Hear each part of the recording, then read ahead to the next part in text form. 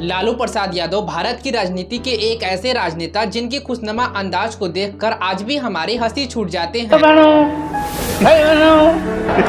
बिजली आई, बिजली मिली। अरे मोदी जी ठीक से बोलो, नहीं तो नस फट जाएगा। अब चाहे लोग उन पे कितना भी क्यों ना हंसे, लेकिन लालू जी कभी नहीं शर्माते हैं। अब चाहे वो उनका क्यों ना संसद में इंग्लिश वाला भाषण ही क्यों ना हो।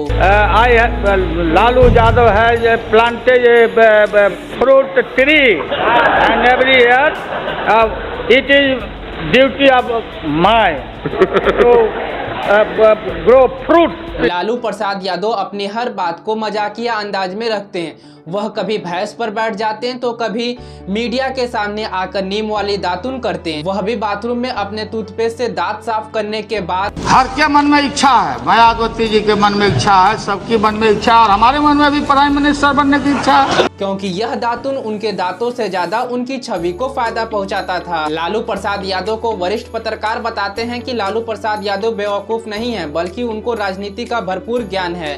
उनको पता है कि कब कौन सी बात कहां पे बोलनी चाहिए। आज के युवा उनके मीम और चारे घोटाले से जानते हैं, लेकिन उससे पहले लालू प्रसाद यादव एक ऐसे राजनेता हैं जिनके बिना बिहार की पॉलिटिक्स को कल्पना भी नहीं किया जा सकता है। फिर चाहे वह ऐसे वर्ग से निकलकर बिहार के चीफ मिनिस्टर बने, उनके साथ छुआछूत किया जाता था। वह जिस मटके से पानी पीते थे उस मटके को भी अलग कर दिया जाता था। एक छोटे से कमरे में रहकर उन्होंने पूरे बिहार की सरकार को चलाया। अब चाहे वह क्यों ना मनमोहन सिंह को प्राइम मिनिस्टर तक बनाया। तो आइए आज हम लालू प्रसाद यादव की कहानी को सुनते हैं, देखते हैं कि आखिरकार लालू प्रसाद यादव बिहार की राजनीति के इतने बड़े नेता कैसे बन गए।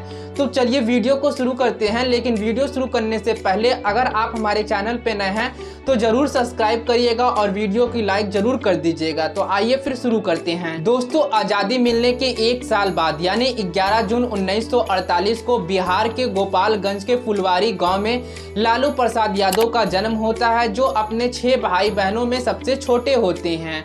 उनका शरीर जो था एकदम गोरा था और एकदम गठैल था, इसलिए उनके माता पिता उन्हें लालू लालू कहकर पुकारते थे। इसलिए उनका आगे चलकर नाम जो रखा जाता है वह लालू प्रसाद यादव रखा जाता है। अगर हम बिहार के फुलवारी गांव की बात कर लें तो बिहार का फुलवारी गांव एक पिछड़ा गांव था, जहां पे जातिवाद के अलावा कुछ भी नहीं होता था। और इसीलिए 1966 में लालू प्रसाद यादव अपने भाई के पास पटना चले जाते हैं। उनके भाई वेटनरी कॉलेज में चपरासी थे और सर्वेंट क्वार्टर में रहते थे, और लालू भी यहीं से बस पकड़कर रोज बीए में नेशनल कॉलेज में पढ़ाई करने के लिए आया जाया करते थे। और यही नेशनल कॉलेज से ही उनकी राजनीतिक दौर भी शुरू होता है। लालू प्रसाद यादव कॉलेज के मंच पर चढ़कर खूब भाषण देते हैं, और उनके जानने वाले बताते हैं कि लालू प्रसाद यादव के लिए मंच तो कभी नया रहा ही नहीं है, क्योंकि वह बचपन में नटुआ बनकर लोगों को खूब हंसाते हैं और लोगों के बीच खूब धमाल भी मचाते हैं। नटुआ यानी वो लड़का जो लड़कियों का वेश को धारण करके मंच पे गाता और नाचता। अब यहाँ पे लालू प्रसाद यादव को बचपन से ही लोगों का मन मोहने का तरीका अच्छे से पता था। पटना पहुँचने के महज 1 साल बाद यूनियन लीडर के जनरल सेक्रेटरी के रूप में लालू प्रसाद यादव अपनी राजनीतिक की शुरुआत करते हैं। लालू प्रसाद यादव का 1970 में ग्रेजुएशन कंप्लीट हो गया, लेकिन यहीं पे यूनियन प्रेसिडेंट बनने का चुनाव भी लालू प्रसाद यादव हार जाते हैं। और इसके बाद भी उन्होंने अपनी पढ़ाई को जारी रखा और अपने भाई के साथ मिलकर चपरासी का भी काम करने लगे थे। मगर फिर साल आता है 1973, जब लालू प्रसाद यादव पटना यूनिवर्सिटी से यूनियन प्रेसिडेंट का चुनाव जीत जाते हैं।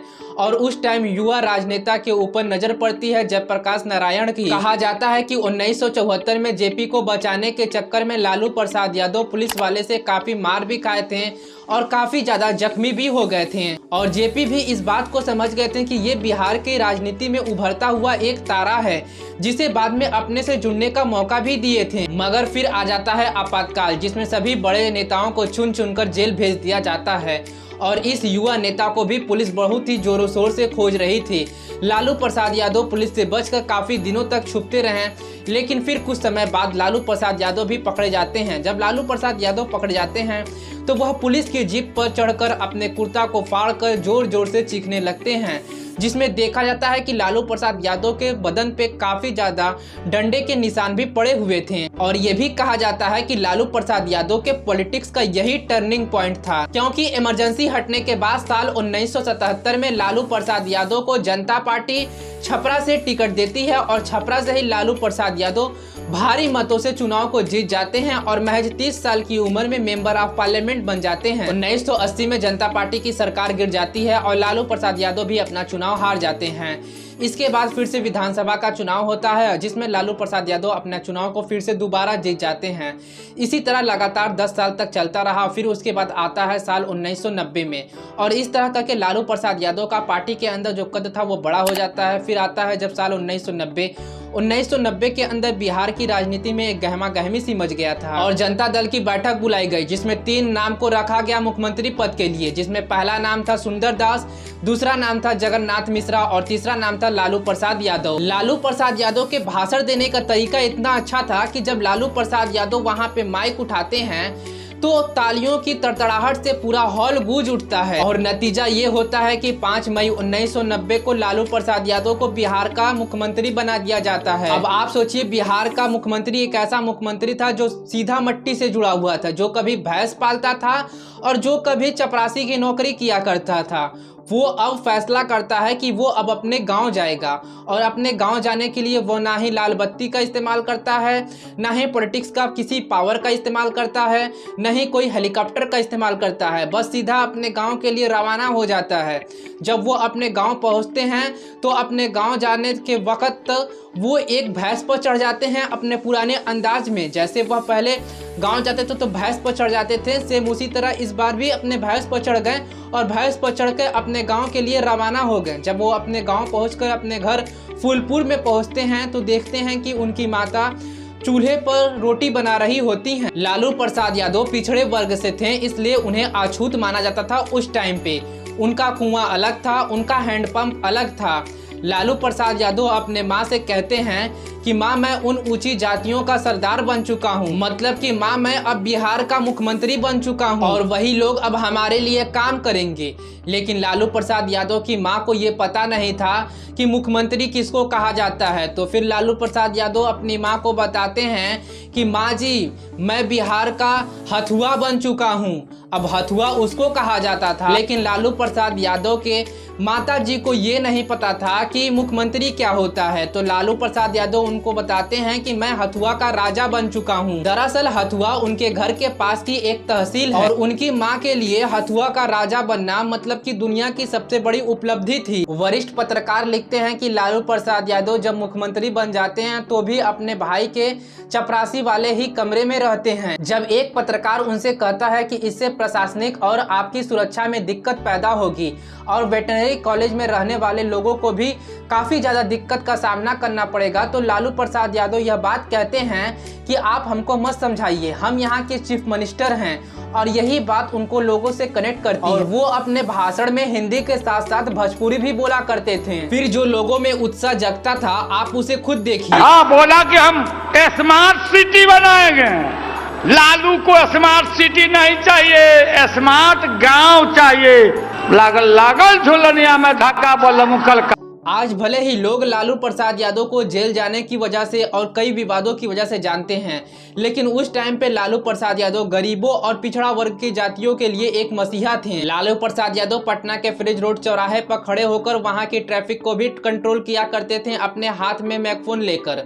और यही नहीं, सरकारी दफ्तरों का भी निरीक्षण किया करते थे और कभी कभी तो थाने में भी पहुंच जाया करते थे और जो अधिकारी सही से काम नहीं करता था उसको वहीं पे सजा भी दिलवाते थे। और यही नहीं, वह पटना कॉलेज में खुद खड़े होकर इमरजेंसी में आए हुए लोगों के लिए खुद वहां पे खड़े होकर रैन बसेरा बनवाते थे। और लालू प्रसाद यादव यहाँ तक कि वो कभी जब अपने गांव जाया करते थे तो अपने गांव को अपने गांव के खेत में ही अपने हेलीकॉप्टर को उतरवा दिया करते थे और अपने उड़न खटोला से लोगों का चक्कर भी लगवाते हैं। और यही नहीं, लालू प्रसाद यादव जब कहीं जा रहे होते हैं तो अपनी जो कार की काफिला होती है उसको सड़क के किनारे लगवाकर गरीब छोटे बच्चों से मिलते और उनको टॉफी भी दिया करते थे। और कभी कभी तो वह गरीब किसान के घर पहुंचकर खाने की फरमाइश भी किया करते थे। और लालू प्रसाद यादव उनके बच्चों के साथ खेलते हैं और वहाँ के मर्दों से पूछते हैं खैनी है तोहरे पास। और लालू प्रसाद यादव पहली बार जूता तब पहने थे जब उन्होंने एनसीसी की सदस्यता ली थी। लालू प्रसाद यादव जब अपने पैर में जूता नहीं पहन रहे थे तो इसकी वजह से उनके पैर की उंगलियों का जो गैप था वो बहुत ज्यादा दूर दूर हो गया था। और यहाँ तक कि लालू प्रसाद यादव के एक पैर के नाखून भी एक उंगली का नहीं था और वह अक्सर अपने चुनावी भाषण में यह उंगली दिखाते हैं और बताते हैं कि देखो यह एक गरीब किसान का पैर है। और कई साल तक वह जूता नहीं पहने थे क्योंकि उनके पैर पर बैल चढ़ गई थी और वह अपनी गरीबी को अपने आस्तीन पर रखकर चलते थे। लालू प्रसाद यादव आज भी अपने पैरों में चप्पल पहनते हैं और जब उनसे यह पूछा जाता है कि आप चप्पल क्यों पहनते हैं तो वह बोलते हैं कि जूता पहनने से दोनों पैर में हीट पैदा होती है, इसलिए वह जूता को नहीं पहनते हैं। चलिए अब हम सुनते हैं भारतीय राजनीति का वो किस्सा जिसे बैकडोर पॉलिटिक्स की सबसे बड़ा मिसाल माना जाता है। साल था 2004, लोकसभा चुनाव हो चुका था और नतीजा सबको हैरान करने वाला आया था। अटल बिहारी वाजपेयी की सरकार हार चुकी थी और सोनिया गांधी के नेतृत्व में यूपीए की सरकार जीत चुकी थी। अब सवाल यह था कि देश का अगला प्रधानमंत्री कौन बनेगा। पूरे भारत में एक ही नारा गूंज रहा था कि सोनिया गांधी अगले प्रधानमंत्री बनेंगे। कांग्रेस कार्यकर्ता जो थे वो एक ही नारा लगा रहे थे, सोनिया नहीं तो कोई नहीं। वहीं दूसरी तरफ विरोधी खेमा यह मुद्दा उठा रहा था कि विदेशी मूल्य की महिला भारत की प्रधानमंत्री कैसे बन सकती है। इस बहस ने तूल पकड़ लिया था, इसलिए मजबूरन सोनिया गांधी को पीछे हटना पड़ता है। लेकिन सवाल यह था कि देश का प्रधानमंत्री कौन बनेगा। इसमें कई नाम हवा में तैर रहे थे, प्रणब मुखर्जी, अर्जुन सिंह, शिवराज पाटिल। लेकिन सोनिया गांधी ने तभी एक नाम आगे बढ़ाया, मनमोहन सिंह। लेकिन सोनिया के इस प्रस्ताव पर भी कुछ सहयोगी दल तैयार नहीं थे। यूपीए में समर्थन जुटाना काफी मुश्किल होता जा रहा था और तभी यहाँ पे एंट्री होती है लालू प्रसाद यादव की। लालू प्रसाद यादव की जब एंट्री होती है तो वह रेल राज्य मंत्री बनने की तैयारी कर रहे थे और कहा जाता है कि यूपीए में अच्छा खासा दबदबा था लालू प्रसाद यादव का। जब सोनिया गांधी मनमोहन सिंह का नाम सुझाया तो वह सीधे लालू प्रसाद यादव से बात की तो लालू प्रसाद यादव कहते हैं मुस्कुराते हुए कि हाँ, मनमोहन भी ठीक हैं, पढ़े लिखे हैं, अच्छा काम करेंगे और सीधे साधे आदमी हैं। और फिर जैसे ही लालू प्रसाद यादव हरी झंडी दिए सभी बाकी दल का भी समर्थन जुट जाता है और इस तरह 2004 को डॉक्टर मनमोहन सिंह भारत के 14वें प्रधानमंत्री की शपथ ले लेते हैं। लोग चाहे लालू प्रसाद यादव का कितना भी मजाक क्यों ना उड़ा लें, लेकिन लालू प्रसाद यादव को यह बात पता होती है कि कब कौन सा हमें कार्ड खेलना है और यही वजह है कि वह आज भी सिर्फ एक राजनेता नहीं बल्कि भारतीय राजनीति की सबसे रंगीन और रणनीतिक संख्याओं में से एक माने जाते हैं। तो चलिए अब हम लालू प्रसाद यादव की आखिरी में कुछ मजेदार भाषण देखते हैं। लेकिन लालू प्रसाद यादव की स्टोरी आपको पसंद आई है तो आप हमारे चैनल को सब्सक्राइब और वीडियो को लाइक जरूर कर दीजिएगा। तो आइए अब हम देखते हैं लालू प्रसाद यादव की मजेदार भाषण को। 50 करोड़ 50 करोड़ 70 करोड़ 90 करोड़ कितना चाहिए। अब विद्यार्थी परिषद का लड़का आगे बैठ के मोदी मोदी मोदी, हम लोग नहीं समझते हैं।